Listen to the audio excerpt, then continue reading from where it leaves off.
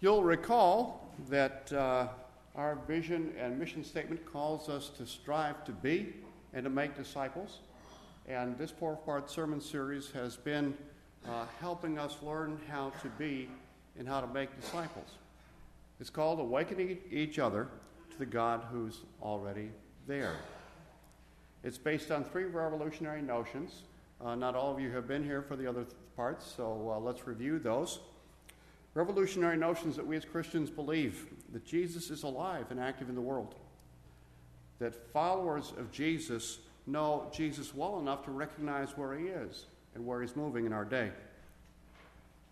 And our job is to nudge each other to wake up to the alive and active Jesus and to the way God is alive and moving in our world today.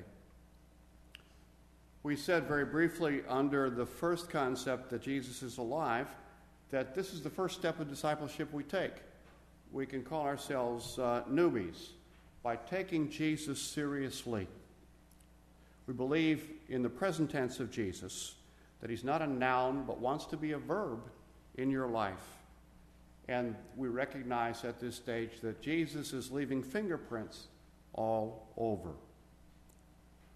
We've talked a lot about the second one, about how followers of Jesus know Jesus well enough and to recognize where he's alive and moving in our day.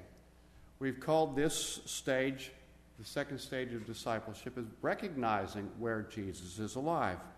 You could call yourself a nodder, if you've moved to this stage, because nodders investigate the fingerprints that Jesus leaves and are able to say, yep, that was Jesus. That was Jesus.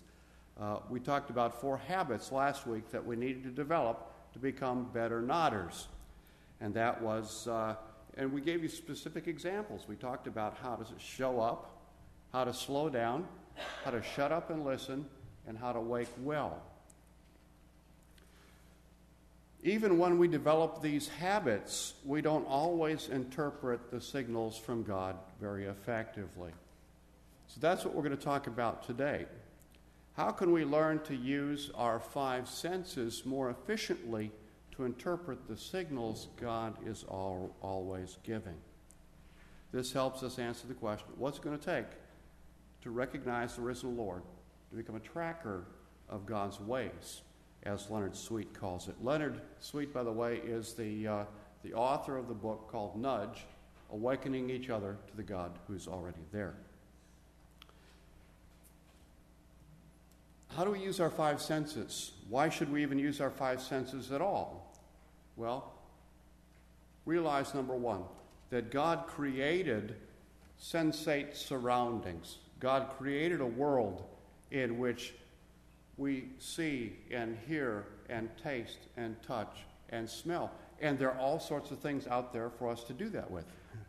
God created a sensate surroundings, a sensate world, and God gave us senses to use.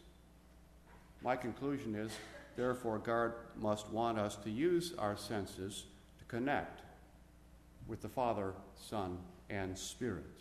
God must want us to connect our ears and mouths and eyes and hands and nose with our souls and our brains in order to know where he is alive and at work in the world. That being the case, as I look around, I say most of us live on autopilot. Most of us live on autopilot. God meets us everywhere, and to be aware of God in any moment, we have to be off autopilot. We need to put ourselves through something Leonard Sweet calls the 5 Ps. Let's review those. The 5 P exercise of spiritual awareness. The 5 Ps are pause, so that we can hear, presence, so that we can taste, picture, so that we can see, ponder, so that we can touch, promise, so that we can smell. You'll learn those 5 Ps as we go through these things. How did we come to these exercises? Well, by trying to answer the question, how does Jesus approach life with his disciples? Think with me. He tells stories, and they hear him. He shares meals, and they taste and smell. he heals people, and they watch him touch. As they traveled throughout the countryside, he engaged all 5 of their senses. That's how we come to these 5P exercises of spiritual awareness. And I have to admit, this is the most challenging part of the book and the sermon series for me. Because when we think of tracking Jesus, we think in terms of first century disciples who had a direct experience with him, and we say, we can't have that direct experience with him. So how do we use our senses to track him? Well, it isn't possible for us in the 21st century to do it in the way they did in the first century. We have to do it indirectly. We use our senses in much the same way that Old Testament folks did. Think with me about the Old Testament, about how God appeared. Pillars of fire, pillars of smoke and fire on the mountain, burning bushes. These are all indirect ways that God communicated with the folks in the Old Testament. The tabernacle and the temple, the beautiful places of worship for the people of God in the Old Testament. God used angels and prophets, and God spoke even through donkeys. Indirect ways of communicating, not in the same way that the disciples were able to do with Jesus during his 3-year ministry.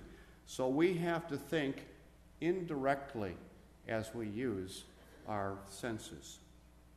So let's go through these 5 P's and just let me give you a taste for how we might do this 5P exercise of spiritual awareness. The first one is pause. Are you pausing in your life to hear? Are there times in your life, more and more times each day as you grow as a disciple, when you give ear to God? A church secretary was accustomed to answering the telephone saying, "Jesus loves you. This is Alice. How can I help you?" Once, the telephone rang while Alice was deeply engrossed in a conversation with an office colleague. Distracted, she picked up the phone and said, "Alice loves you. This is Jesus. How can I help you?" After a long pause, she heard the caller say reverently, "I thought your voice would sound different." Are you pausing to hear? Are you giving ear to God? Before things meet our eyes, they meet our ears, usually. Sharon has told me more than once recently that she knew I was home before I walked in the door, before the garage door went up, because she heard my new truck coming down the road. See, the sound travels on ahead, and it usually meets the ear before we can picture with our eyes. So some of the questions we need to ask ourselves are, do we recognize the background hum of the Creator as we look at the universe around us? Do we hear the vibrations that God has built into the universe, that we might know God's presence? Do we live in rhythm with the vibrations of God's presence in the world? Do we hear anything different from what the world around us hears? Do we give ear to God rather than to all the other noise that most folks give their ear to?